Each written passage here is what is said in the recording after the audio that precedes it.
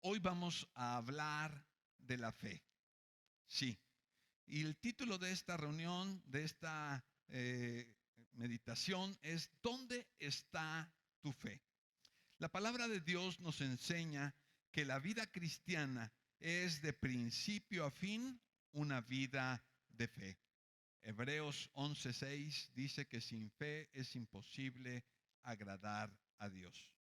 Por un lado, la fe es un regalo de Dios, algo que Dios nos otorga. Pero por otro lado, el creyente es responsable de ejercer y fortalecer la fe que Dios le ha obsequiado por gracia. En medio de esta crisis, te pregunto, ¿cómo está tu fe? ¿Sí? ¿Estás tranquilo? ¿Estás en paz? ¿Estás confiado? ¿O estás angustiado al borde del colapso? No lo sé. ¿Sabes? Cuando estamos en medio de una prueba, como ocurrió con los discípulos del Señor en el lago de Galilea, en el mar de Galilea, demostramos el tamaño de nuestra fe en Dios. Y estoy seguro que esta prueba se asemeja mucho a lo que pasaron los discípulos allá en ese tiempo en medio del mar. Esta historia contiene profundas verdades en lo tocante al ejercicio de la fe en medio de la adversidad. Vamos a orar un momento. Te pido que cierres tus ojos ahí en el lugar en el que estás y le digas, Espíritu Santo, háblame en esta mañana. Quiero estar totalmente atento a tu palabra. No dejes que el temor me controle y enséñame a poner en acción la fe que tú ya me has dado. En el nombre de Cristo Jesús. Amén. ¿Estás listo? ¿Tienes allí Mateo capítulo 8, verso 23? Muy bien. Has de saber que Jesús había pasado un tiempo haciendo milagros, haciendo cosas extraordinarias. Sus discípulos habían presenciado todos y cada uno de ellos. El Señor deseaba cruzar este lago, pasar a la otra orilla. Estaba anocheciendo y los discípulos iban a cruzar este mar con un pequeño bote que normalmente usaban para pescar. Hasta ese momento todo era como de costumbre, nada distinto a lo que ellos habían hecho una y otra vez. Has de saber que el mar de Galilea es un mar relativamente pequeño, 10, 15 kilómetros de ancho aproximadamente, pero tiene una peculiaridad. Está a 200 metros bajo el nivel del mar. Así es. Es un hoyo profundo en el que se encuentra el lago de Galilea. Y al norte, no muy lejos de allí, hay una montaña, el monte Hermón, 3000 metros de altura. Así es que en la cima del monte Hermón eh, llega a estar nevado, hay hielo, y eso hace que en ocasiones el aire frío de la montaña descienda hacia el valle, baje hasta el lugar en el que está Galilea, eh, y el vapor caliente en el lago se mezcla con este aire y provoca tormentas. Así es, repentinas. Algo por el estilo de haber sucedido esa noche. Leo para ti en el versículo 23. Luego Jesús entró en la barca y comenzó a cruzar el lago con sus discípulos. De repente, se desató sobre el lago una fuerte tormenta con olas que entraban en el barco, pero Jesús dormía. Vamos a hacer una pausa allí. Jesús entra en esta barca con sus discípulos, empiezan a navegar y estando ya en medio del mar de Galilea, se desata una tormenta. No una pequeña tormenta, una gran tormenta. De tal forma que las olas entraban a la barca. Recuerda que los discípulos eran pescadores profesionales.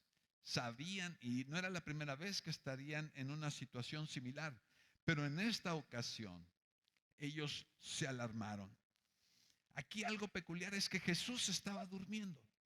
Con todo y que la barca se movía, ¿verdad? De un lado para otro, Jesús estaba durmiendo, estaba cansado. Había estado ministrando durante todo el día, sanando gente, enseñando, caminando, yendo de un lado a otro. Así es que él estaba profundamente agotado. Y los discípulos, quizá al principio quisieron arreglar el problema, pero llegó un momento en el que no pudieron más. Dice el verso 25. Los discípulos fueron a despertarlo.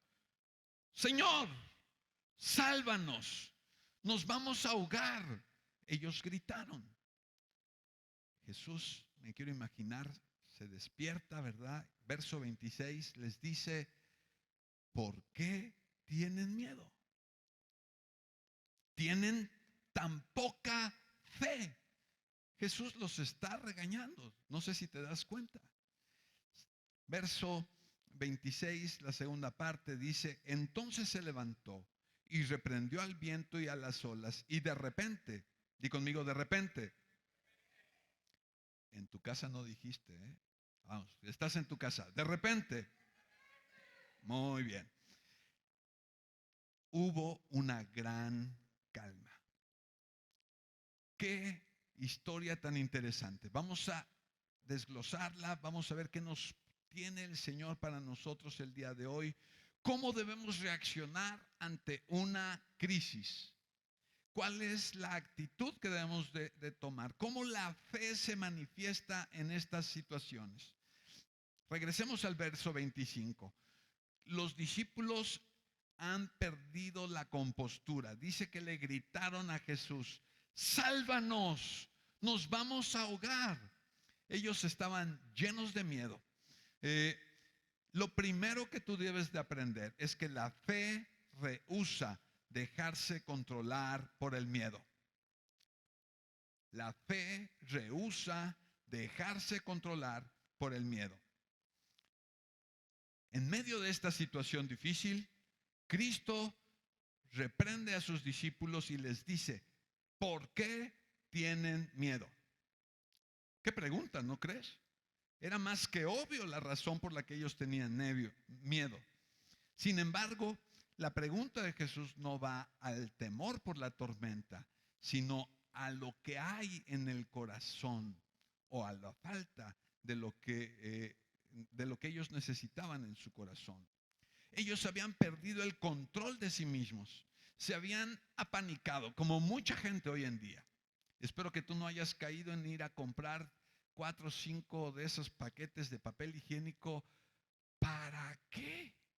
Dime, ¿no es un temor irracional? Claro que sí.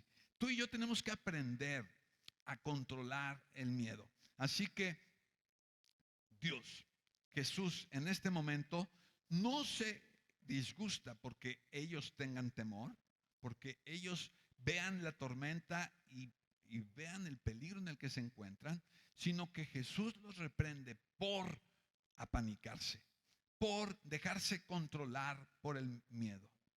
La fe rehúsa dejarse controlar por el miedo. Tú y yo debemos de ser imitadores de Jesús. Sí. ¿Te recuerdas? Juan 12:27. Leo para ti. Jesús está en el huerto del Getsemaní, un poco antes de ser entregado para ser crucificado. Y dice, ahora mi alma está muy entristecida. ¿Acaso debía de orar, Padre, sálvame de esta hora? Pero esa es precisamente la razón por la que vine. Jesús tiene temor, sí. Jesús está angustiado, claro que sí. Sabe lo que le espera. Él no es masoquista, así es que sabiendo lo que le espera, está angustiado, siente un dolor terrible, pero sabes, no se deja controlar por el temor. No se apanica y en su lugar hace uso de la fe y entonces se sobrepone a la situación por lo que está pasando. No te dejes dominar por el miedo. No dejes que la angustia tome control de ti. No pierdas el control.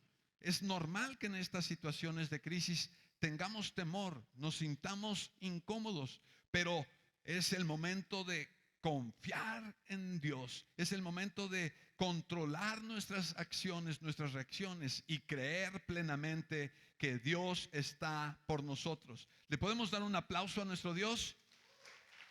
Vamos, dáselo fuerte. Así es. Segunda cosa que vamos a aprender en esta mañana es que la fe no actúa automáticamente. Así es. La fe hay que accionarla. Debe ponerse en acción. Los discípulos tenían fe en Cristo. Así es. Ellos fueron a Jesús, a despertar a Jesús porque sabían que Él podía ayudarlos. Pero sabes, en el momento de la verdad no accionaron su fe. Sí. Por eso Jesús en Lucas 8:25, un pasaje paralelo a este, les pregunta, ¿dónde está su fe? Dicho de otra manera, Jesús les está diciendo qué hicieron con su fe en el momento de la angustia. ¿Cómo actuaron? ¿Cómo reaccionaron?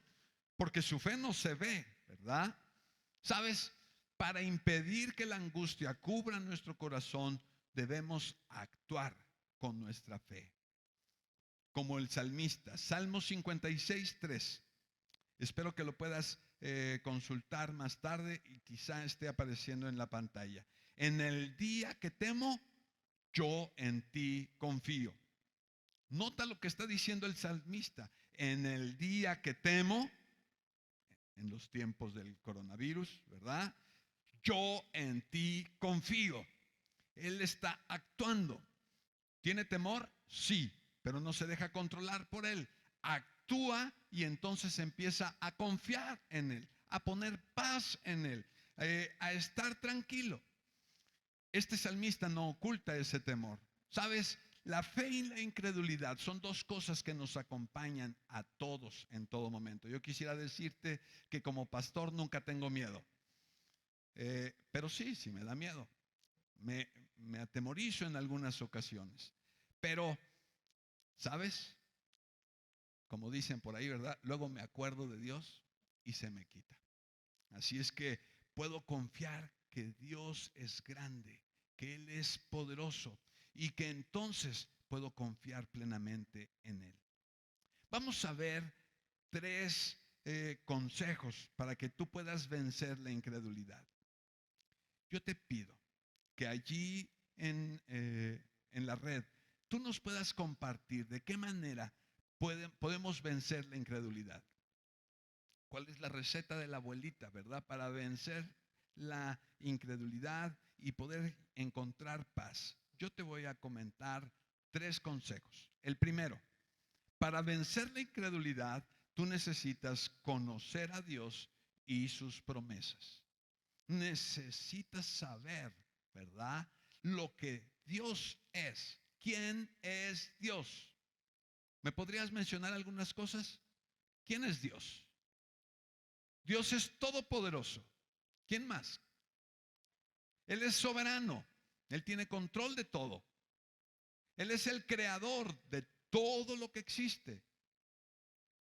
Él es perfecto. Dios es bueno. Dios es misericordioso. Dios es sabio. Y cuando tú traes a tu mente todas estas cosas, dices, Señor, ¿de qué temeré?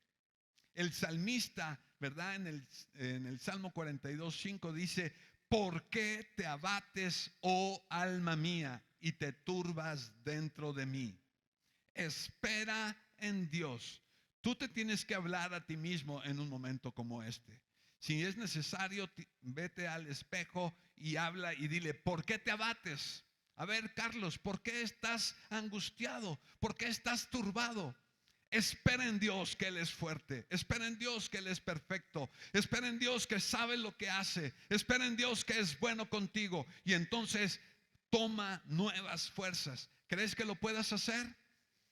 ¿Crees que lo puedas hacer? Claro, y Dios va a responder porque sabes, Él es perfecto. Nunca permitas perder el control. Recuerda quién es Dios, que Él es bueno. Y eso me lleva al la segunda cosa que podemos hacer para eliminar la incredulidad. Haz uso de tu memoria.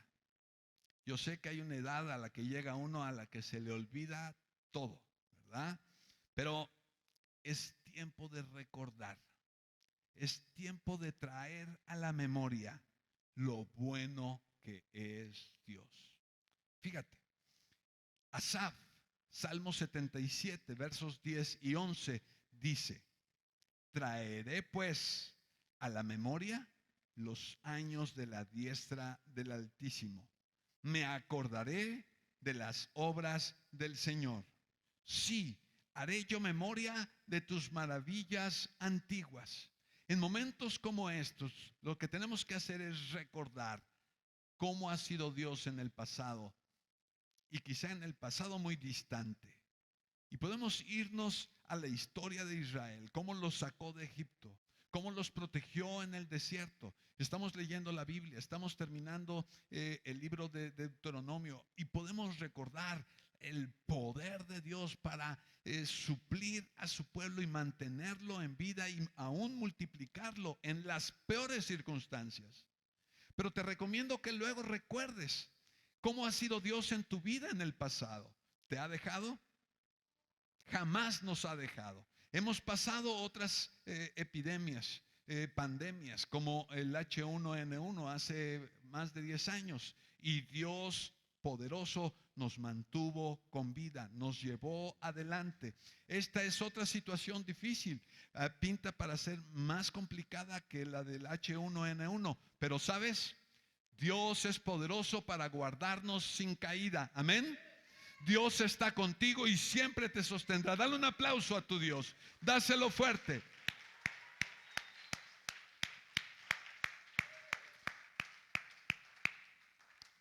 Yo sé que en casa aplaudir, decir amén, gritar va a estar muy difícil, pero aunque te digan loco, hazlo por favor. E interactúa. No estás en Netflix, ¿verdad? Estás en vivo aquí en Árbol de Vida. Hemos visto entonces dos cosas para vencer la incredulidad. Primera, conocer a Dios y sus promesas. Segunda, hacer memoria de quién es Dios. Así es que recuerda la naturaleza de Dios, recuerda su amor para con nosotros, cómo ha sido Él contigo y conmigo. Dice el apóstol Pablo en Romanos 8:28 que sabemos que los que aman a Dios, todas las cosas les ayudan para bien. Todas las cosas nos ayudan para bien. ¿Cuántas veces nos dijeron que debíamos de empezar a transmitir en línea y no lo habíamos hecho? ¿Verdad? Así es que algo bueno ha traído esta epidemia. Espero que tú estés allí también disfrutando, ¿verdad? Ahí en tu casa puedes comer palomitas y estar haciendo otras cosas, comiendo, no te distraigas, ¿verdad? Y viendo la transmisión en vivo aquí en la congregación. Muy bien. Tercer cosa que tenemos que hacer para vencer de la incredulidad es cuidar de nuestros sentidos. Es cierto. Cuida tus sentidos porque tus sentidos te van a traicionar. Estos sentidos, la vista, el oído, el tacto, el olfato, ¿verdad? Nos van a confundir. Estos discípulos estaban en medio de una tormenta, algo sumamente difícil para ellos. Imagínate el tamaño de la tormenta para que estos pescadores experimentados tuvieran miedo. Sus sentidos le indicaban que estaban al borde de morir ahogados. Quizá tus sentidos en este momento te dicen: el vecino ya fue a hacer un montón de compras, ¿verdad? Parece que fue a comprar para todo el año y tienes las ganas de salir y comprar igual. No lo hagas. Actúa con tranquilidad. No dejes que tus sentidos te traicionen.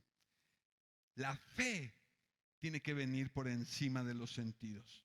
Es la fe la que nos permite remontarnos y percibir las realidades espirituales y saber que no estamos solos, saber que Dios está con nosotros y que si somos prudentes y somos obedientes, vamos a salir triunfantes de esa situación. Dice el apóstol Pablo en 2 Corintios 5:7, por fe andamos, no por vista. Así es que yo te animo, ¿verdad?, a que hagas uso de estas tres cosas para que eches fuera de la incredulidad. ¿Te recuerdas? La primera, conocimiento de Dios, quién es Él y de sus promesas. Segunda, hacer memoria de la naturaleza de Dios, de su amor y cómo Él nos ha protegido y sacado de otras pruebas anteriores. Y tercero, no hacerle caso total a los sentidos. Vamos a activar nuestra fe, vamos a ponerla en marcha. Quizá tu fe es pequeña, pero si es genuina, posee un gran valor. Sí, no importa el tamaño de tu fe. Si es genuina y está puesta en Cristo Jesús, créeme, Dios hará milagros. La fe de los discípulos era real. Ellos fueron y despertaron a Jesús porque sabían que podía Él socorrerlos en ese momento. Cierto, fue una fe débil porque no debieron de angustiarse, pero estaba colocada en la persona correcta. Y así que tan pronto ellos acudieron a Jesús, el viento y el mar tuvieron que aquietarse. ¿Sabes? Dios está a tu favor. Y si en tu fe, por pequeña que ésta sea, vienes delante de Él y clamas a Él por ayuda, tú puedes esperar que Él responda favorablemente a tu vida. No importa cuán severa sea la tormenta, ni cuán claro sea que estás a punto de sucumbir. Sí, a lo mejor piensas que tu negocio está a punto de quebrar por la falta de clientes. A lo mejor estás siendo parte de la lista de los que están despidiendo en algunas empresas. Pero ten fe, Dios está contigo, jamás te dejará, Él te sostendrá. Tú puedes confiar en Él. Jesús está allí. Parece que está dormido, pero no. Él está atento a la necesidad. Él está esperando que tú desarrolles tu fe, que tú le creas, que tú te levantes, vengas a Él y le digas: Jesús, te necesito. Y ¿sabes qué va a pasar? Jesús se levantará, ordenará a los vientos que se calmen y la paz de Dios vendrá sobre de ti. Dale un aplauso a Dios. Dáselo con fuerza. Sí, oh Dios.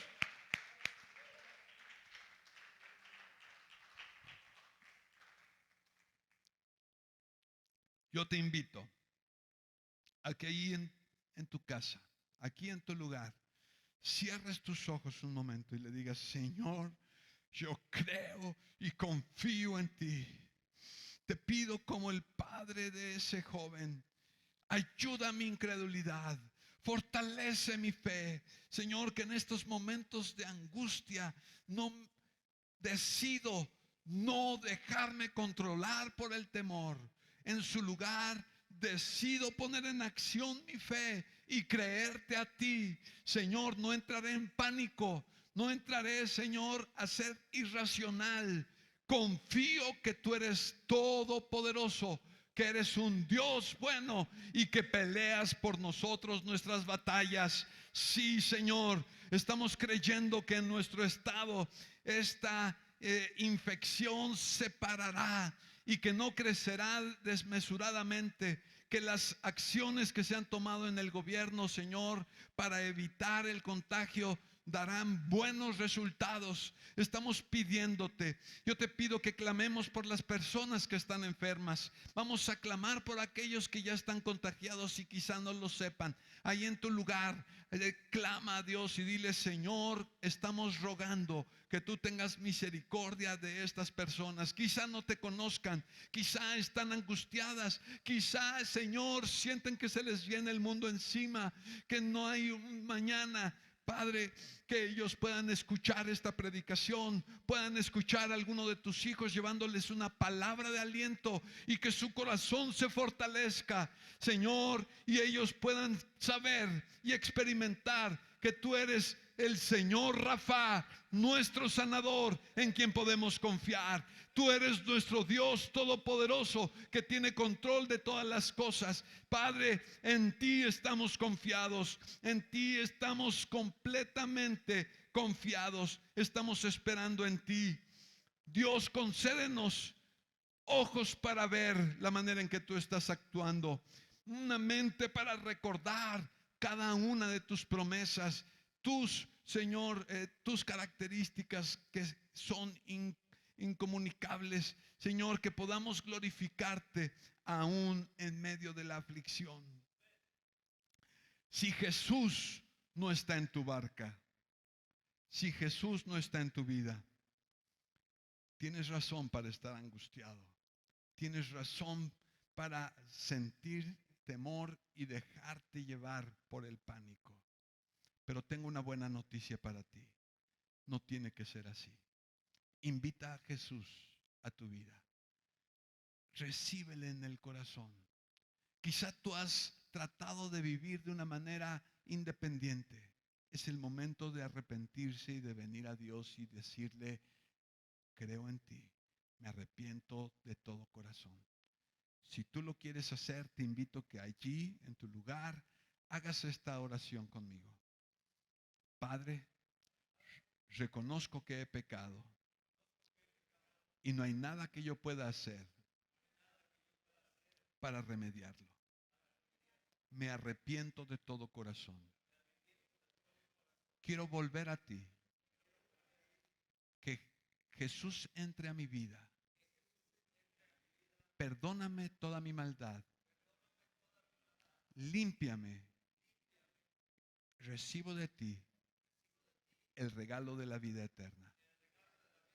En el nombre de Jesús. Amén. Si tú has hecho esta oración, por favor, déjanoslo saber.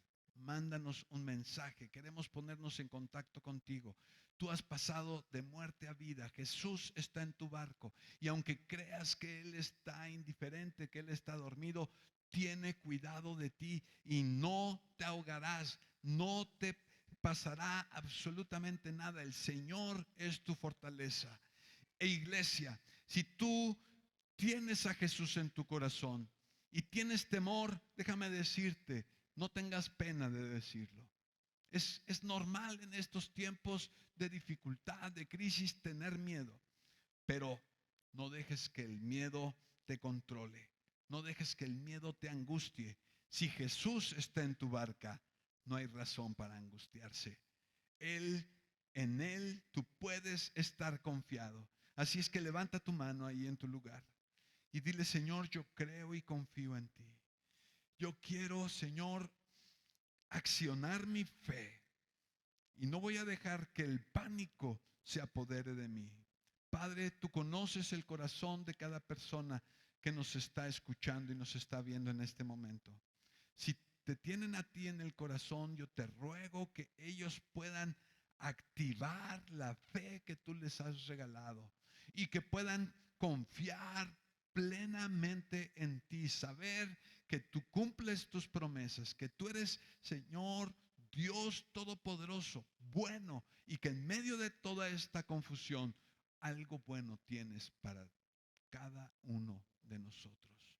En el nombre precioso de Cristo Jesús. Recuerda, no estás solo. Déjanos un mensaje para que podamos saber lo que tú necesitas. Queremos estar ministrando. Hoy esta contingencia no va a evitar que estemos en contacto. La pastora recibe un saludo de parte de ella. La pastora y yo vamos a estar llamando por teléfono a cada uno de los miembros de la iglesia para saber cómo están, orar con ustedes. Algunos líderes de la congregación estarán haciendo lo mismo para que estemos unos con otros, ministrándonos, fortaleciéndonos, dejándonos saber que el Señor es nuestro pastor y nada nos faltará. Yo te invito que en los días que siguen vuelvas a ingresar a esta página, porque nos falta ver cómo fortalecer nuestra fe. Yo tengo algunos consejos que quiero darte y también para entender mejor la naturaleza de las pruebas, que tú puedas saber por qué suceden este tipo de cosas, que Dios es bueno y nunca ha perdido